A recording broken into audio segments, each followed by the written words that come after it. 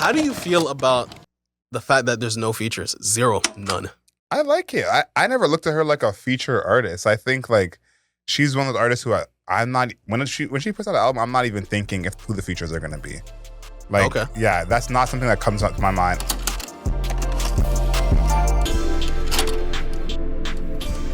Good afternoon, beautiful people. This is another episode of Album Mode.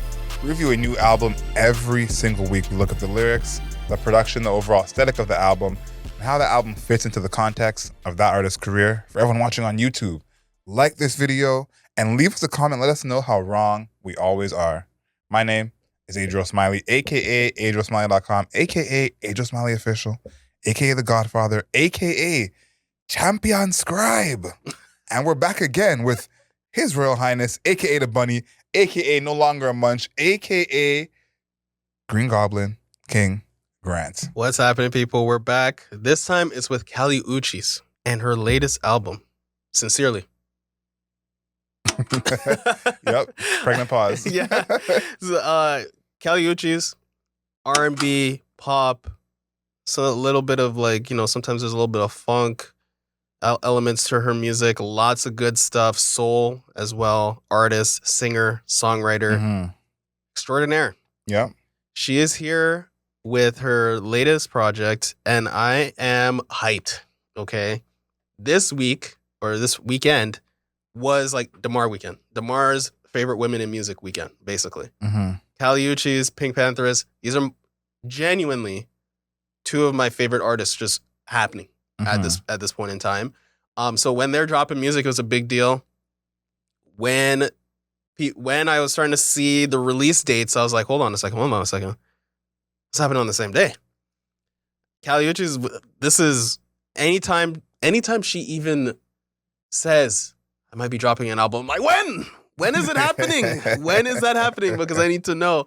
So when there's little whispers, I was already tapped in. And then there's that reveal of like, it's coming out. I'm like, oh, it's finally here because I actually have two of her records on vinyl, baby. Wow, look at that. Super fan. Isolation, Red Moon and Venus. So I was hyped. How did you feel about this album when it was coming in to the calendar and then actually being released? I was excited for it. Like, Kali Uchis is one of the few artists who is a first ballot Album Mode Hall of Famer. Yes. So I think that when it comes to her project, there we go. I think that's something that we obviously were like automatic. Like, she's on that level of automatic review from us unless something crazy happens. But I think what I was really interested to see is how this album would be different. Because the last project we talked a lot about her actual lyrics and where she was going in that direction of the project. And I think it's been a few years now. Her and Don Toliver are still together. Fingers crossed for them. And I thought about how would that affect the actual content of the music? Would it change in any way, shape, or form, or take a different direction? So I thought that was interesting. And then two things I want to mention off the top. I usually don't talk about other publications on here. We keep it in-house. But someone brought it to my attention that I think it was Pitchfork gave this a 9.9 out of 10. Wow. I thought that is a pretty big score. It really doesn't get much bigger than that. And then as well, like, we recently did the Pink Pantheress review. She has 20 million more monthly listeners than Pink Pantheress. And I think that we don't talk about Kali Uchis like that. I think when we talked about Pink Pantheress a lot about how like mainstream she is and how big of an artist she is now. And it's like, by definition, Kali Uchis is a much bigger artist. Yes. So I think it's interesting that this is someone who is quote unquote an actual huge artist, but we don't talk about them like that. And I wonder why that is. I have been huge on Kali Uchis since Isolation days. Okay. And I have been a person who has been championing her work just because I think it's so cool. I think that what she does is so amazing, where she's able to channel so many different genres that I mentioned at the top, but then also combine it with the fact that she speaks Spanish. Yeah. So she's also able to incorporate these Spanish elements to her music. Even just like in the lyrics, she just speaks Spanish sometimes in her lyrics.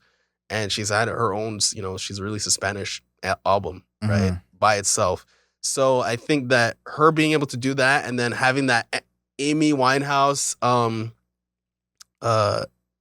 incorporation, basically, like since the very beginning of her career, I feel like it's become less and less so throughout her career. Yes. But at the very beginning, Amy Winehouse was to Kali Uchis like Michael Jackson was to The Weeknd, basically. Yeah.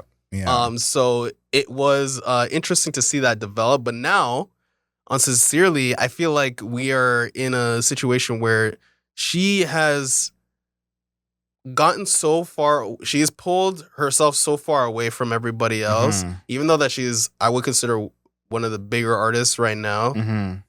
She has decided, I'm going it solo on my dolo. No features on this album whatsoever, which is kind of a new thing for her. She usually has at least one or two. Yeah. But she decided not to have anybody else featured. So it's almost like it's kind of her own stamp of saying that I'm big enough to do it on my own. And good enough. I think that's the thing too, is like she's doing a sound that only she is really doing. And only really doing it at the level that she's doing it at. Like there isn't anyone I would say that's doing her sound as good as she's doing it. Like it really is just her, that kind of slow down sound we talked about in the last review. It's back. It's still here.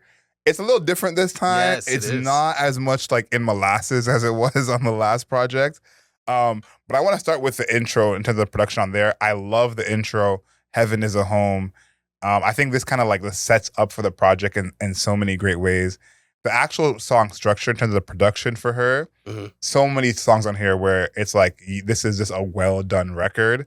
Heaven is a Home is one of those where it really is like a ballad where she has the ones where she goes into this high register singing, and the drums kind of come out, and she just kind of ISOs, like just the keys, just her, just the guitars, and then when the drums come in, it's like that slow crash where it's not really a crescendo, but the drums kind of take their time coming in. It's not all at once. It's like a couple of toms, then a crash, and then the drums are here to stay for a bit. So I feel like the intro, she really kind of set the tone for the project. And the whole project is not like this. There are some parts that are like this, but she set the tone of like, listen, this is the sound we're going with, and I'm still the best at it. Yeah, I definitely think she is the best. I can't even think of anybody else who's even trying to attempt this. And you have songs like even Fall Apart is kind of like that, where I feel like this is probably the fastest her music goes, is in Fall Apart. And you're still here where like it's still these very serene intro with the twinkling, like the chimes, right? Yes. And like the bass guitar is basically leading that entire song. But even at that pace, or even at what I'm just talking about, like the bass guitar is leading it, talking about chimes, the drums are sparse, like very much in the background. And we're still getting this song where it's like, this is like the fastest song. And it's like, very, very slowed down. I think that the production on this album she's still in her bag. Yeah. I would say that I have a little bit of a gripe with it, which is that she is so much in her bag that I feel like she's actually regressed a little bit. Say it ain't so. Yeah, I think she's regressed a little bit. A big reason for this is like It's Just Us, right? Where I would say this It's Just Us kind of reminds me of a Por Vida song. Okay. Right? Okay. And you would be like, oh, Por Vida was fantastic. It was. Okay. Por Vida was amazing. But she did that already. But Por Vida came out in 2015, right? So there's a little bit of a reversion to like, this song sounds like 10 years old for her. And it's still like her ethereal vocals, the drums are, I would say, kind of the leading part of that. And it's very much slowed and relaxed. But I'm like, kind of heard this one already. I kind of already heard, and the Chimichangas is even earlier than Por Vida, but I kind of heard this track a little bit. Okay. Even though it sounds good, I'm like, there's a little bit of just a smidge. You know what? Smidge of a reversion. I'm going to stand here and defend my queen because I think it's okay to have a song that's reminiscent of your old work 10 years after the fact. I think like this is something where it's like only because we know her music that it feels like that. You know, I'm sure there are some fans who weren't listening to her in 2015. And so it's like, I can't penalize you for kind of recreating a version of your old sound on one record when it's 10 years ago. Right. She's a much bigger artist than she was at that point. So for me, it's like, I kind of thought it was refreshing because I haven't heard that version of Kali Uchis in how long. So I felt the opposite way about it. There's a few songs on here that really stood out to me. I want to go back to It's Just Us that you mentioned. Okay. Reminded me of Karangbin. I feel like there's a little bit of that on that record. She likes a beachy guitar. Yes. But I think it works well with her. It's kind of a chef's kiss. Lose My Cool, I think, is like one of the few songs on here that's like a step faster than she usually does.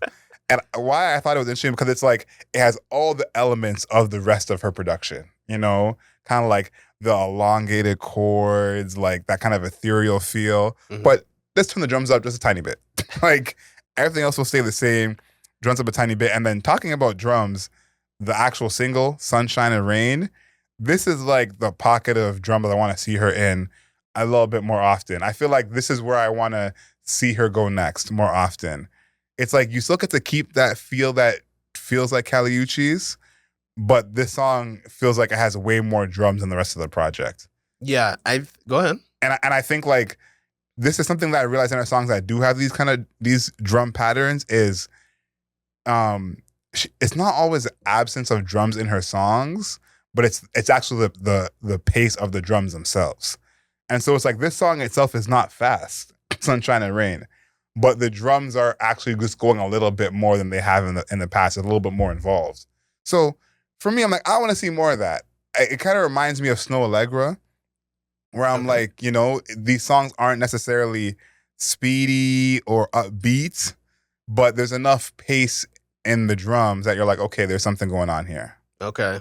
Yeah, I think that she is also incorporating these really, really, really old songs. Like All I Can Say, that is like what rock and roll sounded like in like the 50s. You know what I mean? Like she's got these really, really old school, easy listening, these like really almost like pre-R&B. No, this is like a black and white live television performance. Yeah, you know, but it's like, this is like, if you really think about it now in the context of like music's progression, this is like a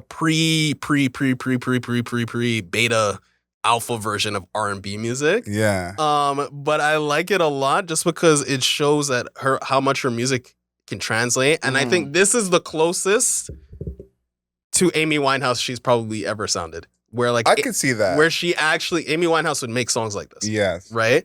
And I think that is great. So it's like, you know, it's got this really easy, like, just think of like what music sounded like in like 1945.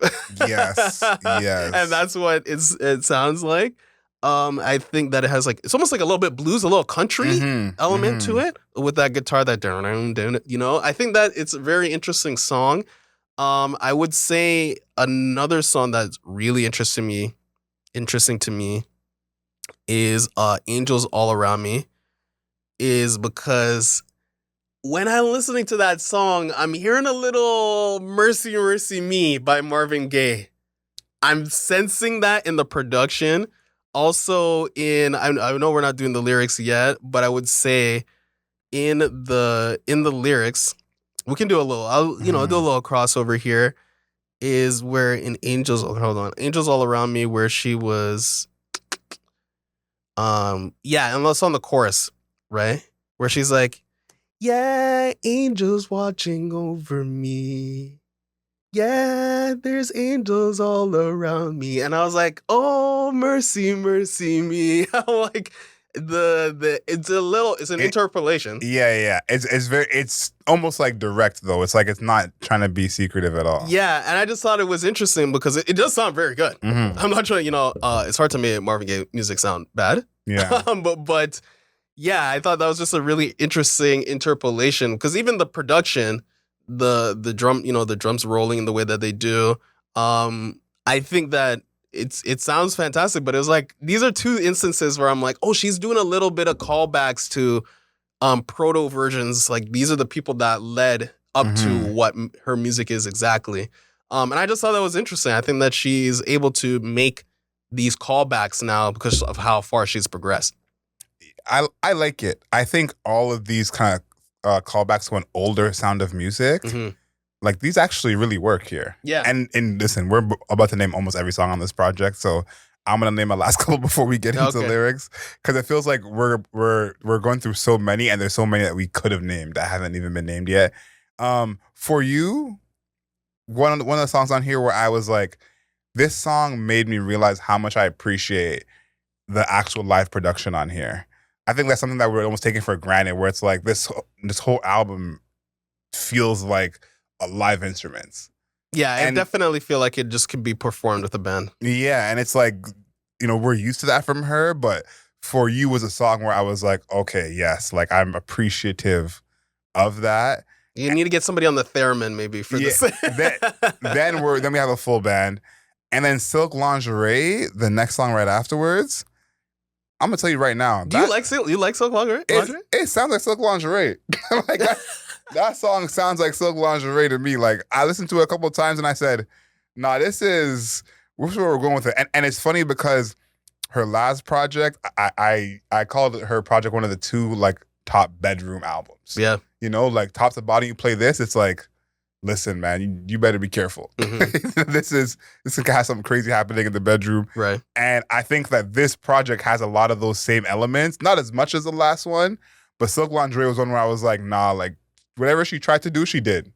So okay, yeah, maybe I'm missing the boat on Silk Lingerie, the song. You haven't lived that life, man. Apparently, I guess not. Well, I'm still a Kali Uchis. I'm a huge Kali Uchis fan though, so it's like I'm in it. I'm in the world. When's the last time you seen someone in some Silk Lingerie? Okay. Let's not go into my personal.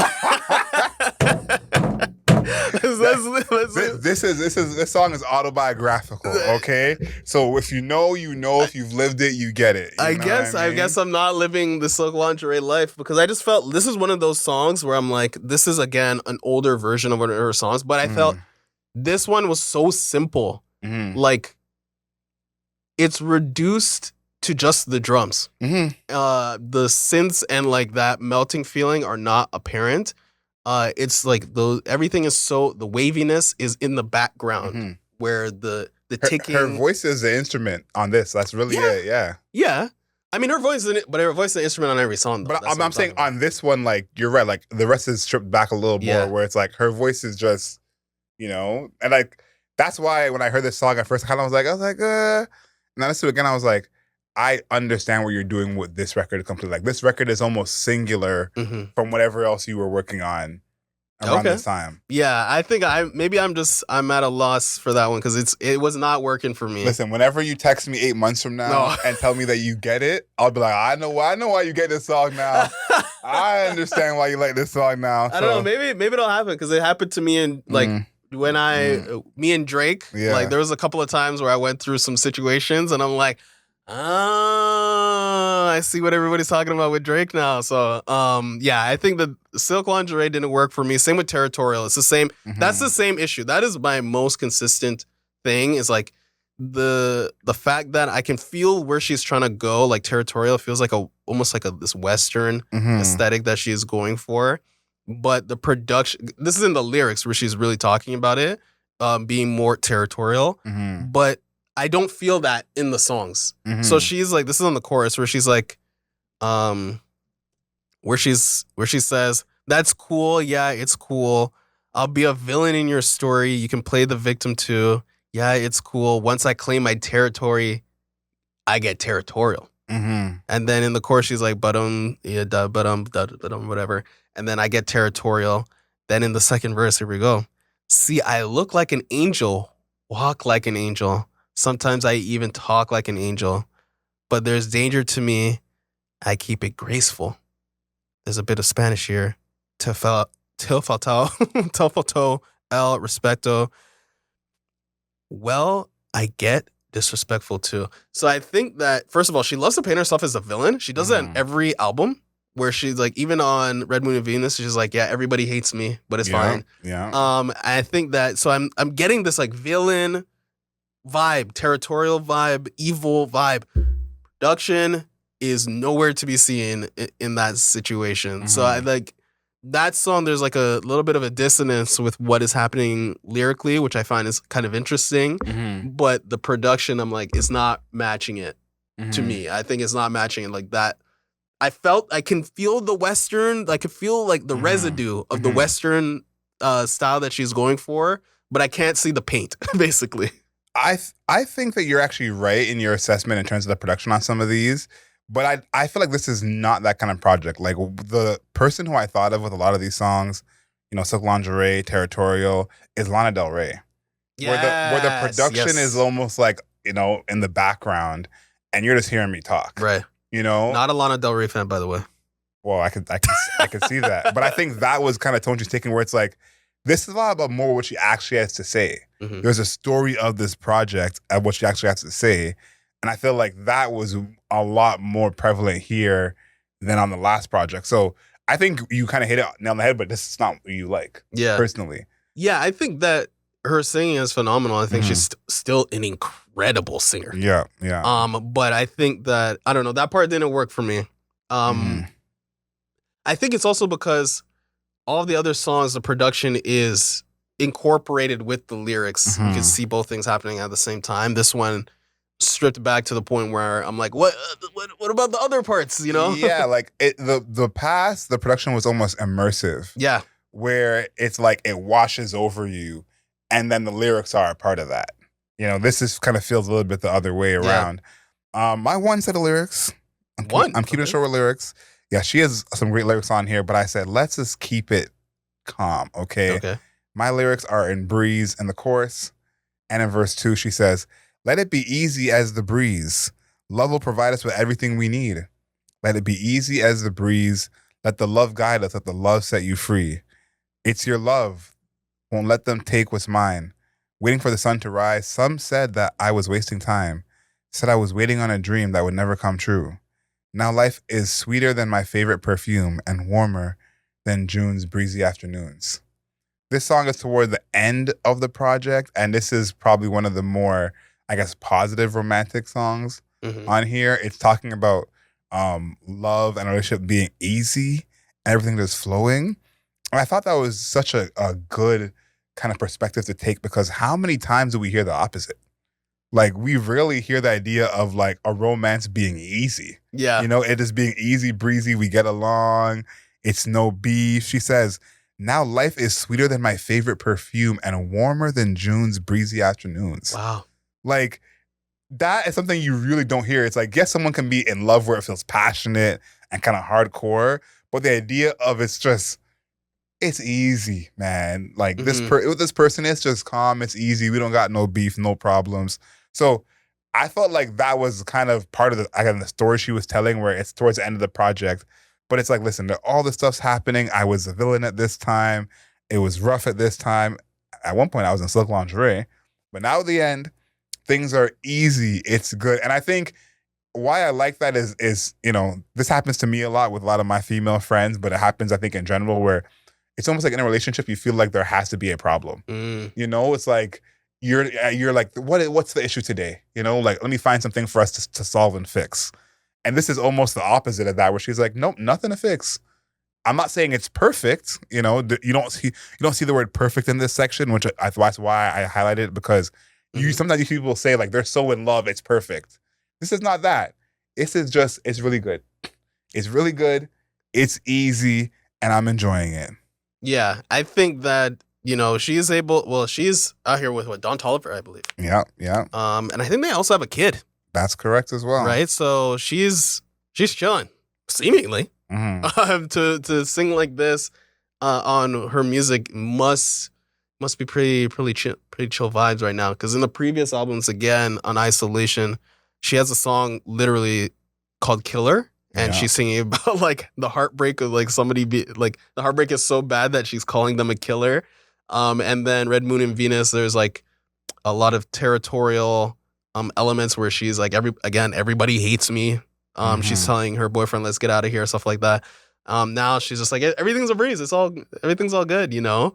So I'm happy for her. I think that's a good song. Another song that I want to mention that I really liked is Lose My Cool, which this has, I would say, I don't know, does soul music and R&B, does it have a beat switch? Can we say it has a beat switch in it? Yeah, we can say that. Halfway through it, like, we already go from slow to super slow. Oh, I'm happy to mention that. I had this in my notes and forgot to mention it. It is so odd. Like, how often do we see the second half be the much slower half? Like, it's so odd. You're right. Yeah, so it goes from slow to super slow, but I really like the shift. And also in the verse after the shift, she is singing this portion right here that I'm trying to find. Where she's like, "'Cause in the night I'm sleeves without you," right? She does this like yoo-hoo, like this almost like a hiccup way in her singing. It's like, yeah, they're calm throughout the storm. I never hear you come to warm me. Or sorry, I need you here to keep me warm, and I won't pretend things are okay when I'm without you, babe. I don't feel right. I don't feel safe. But I think her singing is amazing. That the like without you, and like, you know, the warms and okay, right? I love her vocal like versatility. Like, I think that she's able to do a lot of vocal tricks. And they don't feel like tricks. It just feels like this is part of the song. This needs to be part of the song, and this is what makes it really interesting. So even just like, I want to point out just the singing, like not even really the lyrics. I think that obviously she's talking about, you know, needing that person to be around them just so she feels safe. Is, you know, it's very heartfelt. But the singing part of it is just really interesting. I just like seeing like sequences like that is really amazing. There's another song that is like that, which is "Fall Apart," where her vocal melody basically just like rides the bass at the very beginning. So this is where you're gonna have to plug in the audio for the audio listeners, and for the people that are watching this, you can pause, listen to this first bit of "Fall Apart," and maybe I can replicate it. No, I'm not gonna replicate it. I'm not. But she says in verse 1, "Do you love me even when I get difficult? Do you love me even when I'm down and out? Do you love me even when I'm not prettiest? Do you love me for my mind, soul, and heart? I know you do. I know you do. I know you do. Yeah, I know you do. We're in eternal honeymoon because you love me for my mind, soul, and heart." Very, again, extremely heartfelt. A lot of heartfelt lyrics. Yes. But the way her vocals ride that bass in that track is just immaculate. It feels like you're right. That's what it feels like. That's really what it feels like. So I just think that is cool. Her vocal ability is really, really, really sharp, man. Really sharp. Yeah, I think it's impressive. Like, she is so versatile on this project in so many different places, especially vocally. It's like you see her shine in so many different ways. It's like not a one-trick pony at all. That's never been the case with her, but you see that all over this project. Love the guitar on that one too. The distortion on the guitar, sick. Gnarly. Okay, here's something that I thought about when I was listening to this entire project. How do you feel about the fact that there's no features? Zero, none. I like it. I never looked at her like a feature artist. I think like she's one of those artists who I'm not, when she puts out an album, I'm not even thinking who the features are going to be. Like, yeah, that's not something that comes up to my mind. I've never thought that about her. I think, you know, a lot of people probably know her from her features, like who are not like quote unquote real fans. So I think maybe that's like what the casual fan thinks of when it comes to her. Features with Tyler, Daniel Caesar, Don Toliver. Yeah. But you know, since 2017, I've always thought like I don't even need anything on here. So I'm happy with that. I have no problem with it. And two, once you hear the project, is there a song on here that you're like needs a feature or someone would be good on this? Because that's the thing too, is I think why this project has been received so well is like it's almost one continuous Yeah, it's thought comprehensive. that it's like, where would someone else fit into here? I'm sure that some people could fit well vocally and sonically, but does it need that person? I don't see that anywhere here. Yeah, I don't think it needs anybody in particular, Mhm. but it was just something noteworthy because basically since Por Vida, every album or every project has features on it, right? Whether or Yeah. not it's a Don Toliver, Omar Apollo, Summer Walker. Yeah. You know, she's got somebody on everything. I'm even thinking on the Spanish album.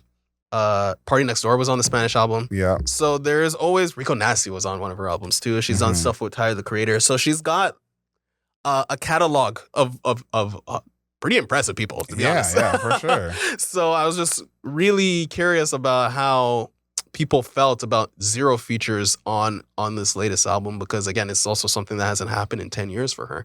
I think for me, it fit. I mean, everything sounds great. I Mhm. think for me, because of how slow and like lethargic, and I'm not saying lethargic in a bad way, just as a Mhm. descriptor, just because of how lethargic her music is, and it constantly being one person, for me, it was starting to get like I need a little, just a small breath, Something to break it up. yeah, just a small breath of anything else, just to bring me just some extra air. You know what I Mhm. mean? So that's my.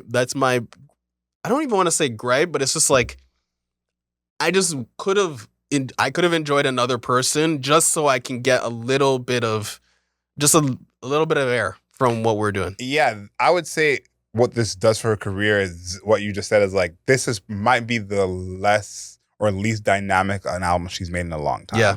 I even think about a song like Moonlight. It's like Moonlight would be one of the more We would have gone crazy on dynamic records on here, Yeah. you know? And Moonlight is still a very chill song. This. Yes. So I think like that is the thing with this record. It's like, this is the most chill record she's maybe made ever. Mhm. So it's like, for that reason, it maybe is kind of like a little bit less. But for me personally, I think how it affects her career, this is a big win. Like, I think this is a big win for her career because I think this album has been received very well.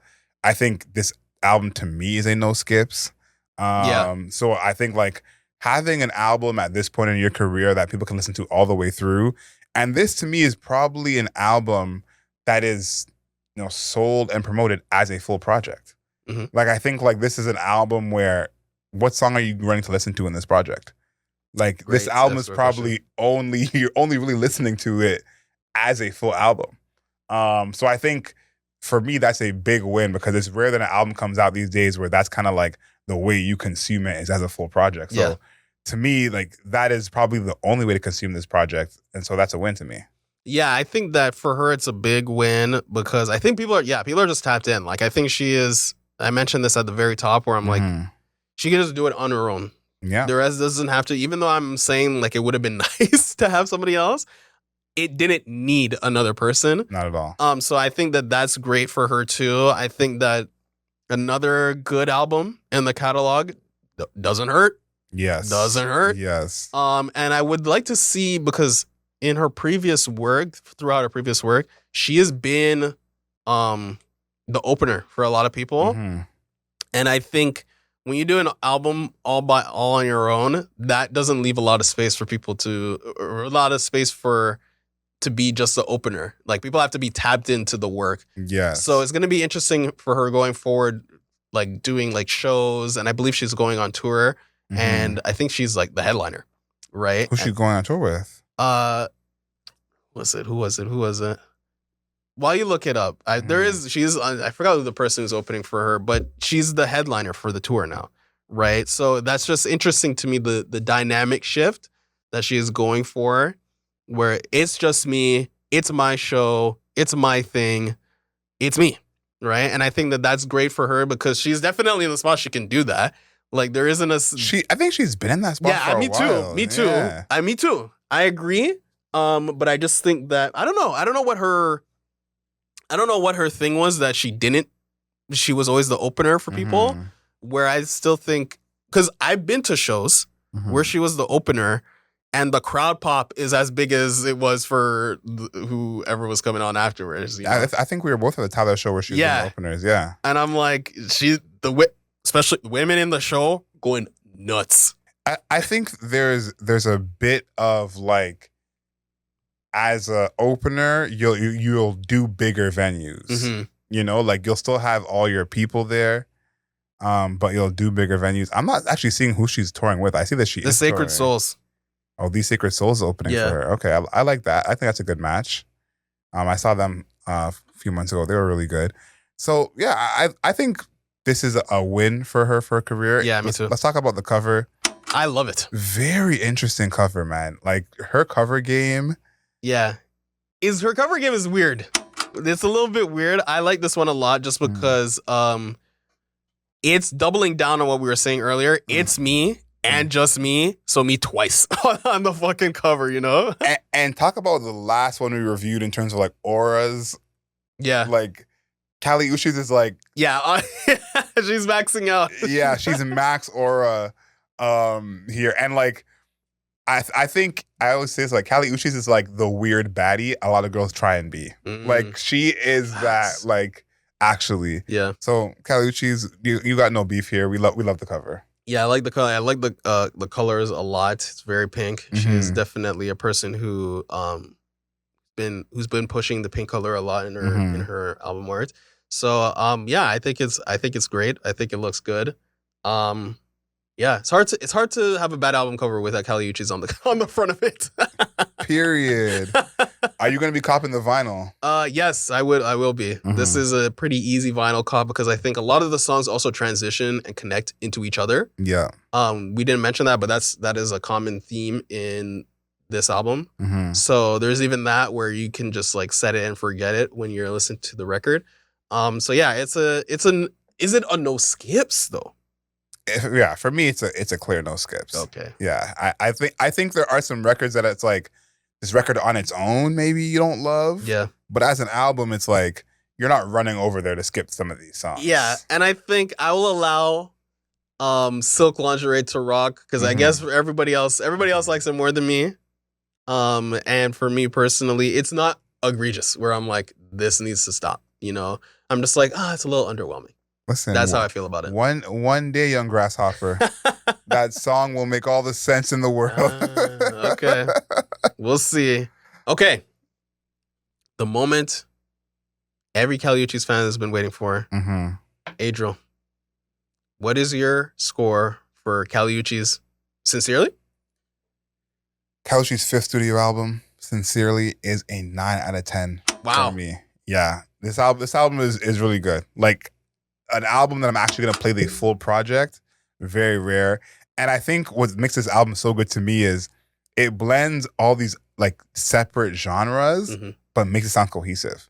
Like we talked about it basically being like an old rock and roll song in there, like almost like a slowed down country western song in there. And somehow they all blend together. It's like if you told someone that objectively, they'd be like, this album sounds all over the place. But when you hear it, not at all like that. So absolutely impressed. Listen, her jersey is going up in the rafters. Album with Hall of Fame, first ballot. Yeah. I would say for me, Kali Uchis Sincerely, is an 8 out of 10. I think it's really good. I think I like most of the production choices. I think I adore her singing. I think her singing is so good, man. It's actually underrated because usually when we talk about who's the best singer or best vocalist, it's not even on the list. No one even talks about her. Yeah. And she's incredible. You know, we're talking about somebody who we're comparing to Amy Winehouse, right? So her singing is incredible. I think the lyrics are good. I think her songwriting about her heart being full, like she's happy. You know, she's talking about, like, we were talking about Breeze. We were talking about Lose My Cool. That was also, you know, she's happy. She's up right now. She's in love. Great for her. Great for the lover girls out there, lover boys out there. Great for them. I think that my biggest issue comes with I'm seeing a reversion. I'm seeing it. I am witnessing it. And I think I'm only witnessing it because I've been tapped in from the jump, right? I've been tapped in since Poor Vita days, since Chimichanga days, since since the early days. Like I'm saying Chimichanga. I wonder how many people who listen to the latest Kali Uchis albums even know what Chimichanga sounds like. You know what, I really can't get with you on this idea of like reversion and regression, because I'm like, she's doing her own sound. So it's like I feel like as an artist, you have earned the right to tap back into your own sound. Right. You know, I think if it was like almost like stagnant, I would agree with you. But it's like you're almost giving your fans a little nugget. You know what I mean? It's like I appreciate it. Yeah. I appreciate it. Yeah. So shout out to the Drunken Babble folks who are actually that's early. That's over 10 years ago now. Yeah. So shout out to them. So I'm seeing a slight reversion. Mm-hmm. There are some songs where I'm like a little bit bare bones in a way that it was not bare bones before, and just like now it is not. The songs are just not as dynamic, right? We were talking about Moonlight. Like if you listen to Love Between on the previous album, or Killer on Isolation, and then you're listening to any of the songs on this, there's just less things happening. So there's that as well. So I think it's an 8 out of 10. Mm-hmm. Very good. 8 out of 10 on album mode. You're dropping good shit. Yes. Right? And we're saying like it's a no skips too. I think it's fantastic. Kali Uchis, she's one of my favorite artists, again, probably ever. Mm-hmm. So 8 out of 10. I'm looking at a 9 out of 10. I think I gave this a 9.5 out of 10. So we're in the upper echelon. We're talking Hall of Fame status. Legitimately. Yes. Yeah, no. She's definitely up there. I want to know what everyone thinks, man. Are we just way too high on this and y'all are going to tell us this is garbage? Mm-hmm. If you are, do it in capital letters. Please let us know, okay? Comment on this video on YouTube. Album mode on YouTube. Are we rating this too high? Because like I said before, album mode Hall of Fame, she's going in there right at the top. Yeah. One of the first ones. You can find us on the interwebs at Album Mode Pod on Twitter, Album Mode Pod on TikTok, Album Mode Pod on Instagram. And until next time, know yourself, know your worth. Later days.